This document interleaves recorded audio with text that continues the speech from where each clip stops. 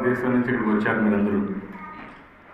అందులో తెలుగు వారందరూ కూడా అటు తెలంగాణ కానీ ఇటు ఆంధ్రప్రదేశ్ కానీ ఇద్దరు కూడా వచ్చారు. అయితే ఒకప్పుడు ఒకే రాష్ట్రం ఉండేది, ఇప్పుడు 2 రాష్ట్రాలు అయినాయి. బాధ లేదు, ఎందుకంటే 2 రాష్ట్రాలు ఉంటే ఇంకా స్ట్రెంగ్త్ పెరుగుతుంది, తెలుగు వారి శక్తి కూడా పెరుగుతుంది. ఆ విధంగా 2 రాష్ట్రాల నుంచి తెలుగు వారందరూ ఎక్కడున్నాం. ఆ రోజు ఎన్టీ రామారావు గారు తెలుగుదేశం పార్టీ పెట్టింది తెలుగు జాతిని అన్ని రంగాల్లో పైకి తేవాలని, తెలుగు వారి ఆత్మగౌరవాన్ని పెంచాలని చెప్పి పెట్టారు. అలాంటి సందర్భంలో జపాన్కి వస్తే ఒక 500 మంది 400 మంది మీరు చూడగలుగుతున్నామంటే చాలా సంతోషంగా ఉంది, గర్వంగా ఉంది. మీరు జపాన్లో కూడా రాణిస్తున్నారంటే ప్రపంచంలో ఎక్కడైనా రాణిస్తారు. తక్కువ మంది వచ్చే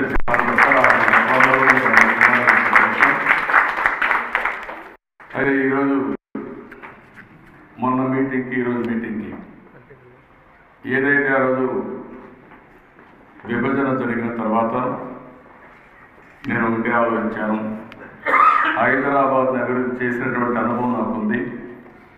ఒకప్పుడు హైదరాబాద్ మీకు అందరూ కూడా రావడానికి కూడా కారణం కొంతవరకు నేనే. ఎందుకంటే ఒకప్పుడు ఐటీ పెద్దగా ఉండేది కాదు. అలాంటి నేను ఆలోచించినప్పుడు ఎడ్యుకేషన్ చాలా క్రూషియల్.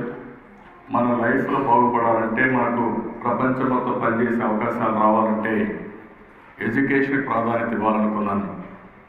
దానికి చాలా ఎక్సర్సైజ్ బ్రిటన్ చేసాం. అదే మనకి ఎక్సర్సైజ్ చేసి మొట్టమొదటిసారిగా ఇంజనీరింగ్ కాలేజీలు పెంచాను. ఆ రోజు ఒకసారి అనలైజ్ చేశాను. అనలైజ్ చేసిన తర్వాత ప్రపంచం మొత్తం ఐటీకి గుర్తింపు ఉంది, భవిష్యత్తులో ఐటీకి చాలా భవిష్యత్తు ఉంటుంది.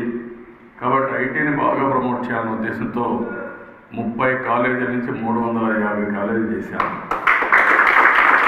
రంగారెడ్డి జిల్లాలో చూస్తే ఒకప్పుడు రంగారెడ్డి జిల్లాలో కాలేజీలు కూడా హై స్కూల్స్ ఉండేవి కాదు.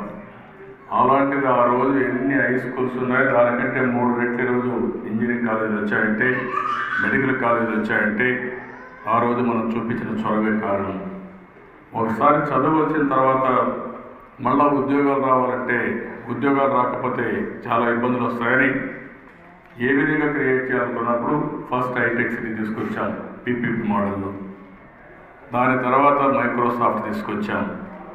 కంపెనీ నేను 14 రోజులు ఫస్ట్ టైం సీఎం అమెరికాకి వెళ్ళాను. 14 రోజులు అన్ని కంపెనీల దగ్గరికి వెళ్ళాను, అందరిని ఇన్వైట్ చేశాను. ఇండియా శక్తి ఏంటో, అదే మరి ఆంధ్రప్రదేశ్ తెలుగు భాష ఏంటో ప్రపంచం అంతా వచ్చాడు చెప్పాం. అందుకే ఈరోజు మీరు చూస్తే మైక్రోసాఫ్ట్ CEO కూడా ఒక తెలుగువాడే అంటే, ఒక ఇండియన్ అంటే అది తెలుగుదేశం పార్టీ సర్కార్. అదైన తర్వాత ఈరోజు ప్రపంచంలో ఎక్కడ పోయినా నలుగురు ఐటీ ప్రొఫెషనల్స్ ఉంటే అందులో ఒకరు ఇండియన్స్ ఉన్నారు, అందులో నలుగురిలో ఒకరు ఆంధ్రప్రదేశ్ నుంచి ఉన్నారు.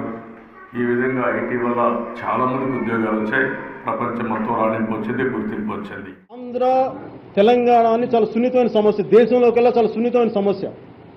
60 సంవత్సరాలు పై చిలుకు హైదరాబాద్ సీమాంధ్రకి రాజధాని. దానివల్ల అనేక మంది ఇది రాజధాని అని చెప్పి చాలా రకాలుగా రావటం వల్ల ఇది సొంత ఇల్లు అయింది ప్రతి ఒక్కరికి. ఇది 1960లో కానీ దీన్ని విడదీసేస్తుంటే ఇన్ని సమస్యలు వచ్చిండేవి కావు. కానీ 60 సంవత్సరాల తర్వాత తిరిగి ఇలా అర్ధాంతరం పిచ్చి పిచ్చిగా ఒక పద్ధతి పాడు లేకుండా హ్యాప్హాజర్డ్ మేనర్లో విడగొట్టేసి, అక్కడేమో రాజధానికి డబ్బులు లేవు, ప్రత్యేక ప్యాకేజ్ ఇవ్వలేదు, తెలంగాణనేమో మిగిలిన రాష్ట్రం చేశారు.